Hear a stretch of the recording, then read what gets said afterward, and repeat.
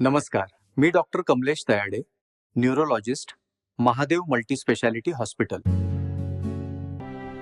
आज मी तुमच्याशी एक अत्यंत गंभीर आणि तात्काळ लक्ष देण्यासारखा विषय मांडणार आहे. तो म्हणजे स्ट्रोक.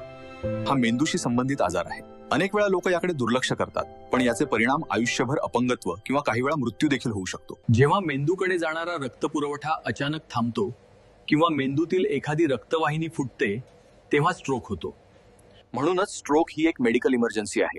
लक्षात ठेवा, टाइम इज ब्रेन. जितक्या लवकर उपचार तितका मेंदू सुरक्षित. स्ट्रोकचे 3 प्रमुख प्रकार आहेत: इस्कॅमिक स्ट्रोक, हेमरेजिक स्ट्रोक आणि TIA म्हणजे भविष्यातील मोठ्या स्ट्रोकचा इशारा. स्ट्रोक ओळखण्यासाठी फास्ट लक्षात ठेवा.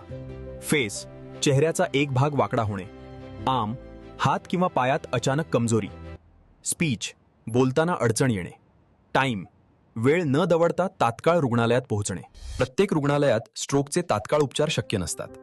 महादेव मल्टीस्पेशालिटी हॉस्पिटल हे एक स्ट्रोक रेडी हॉस्पिटल आहे.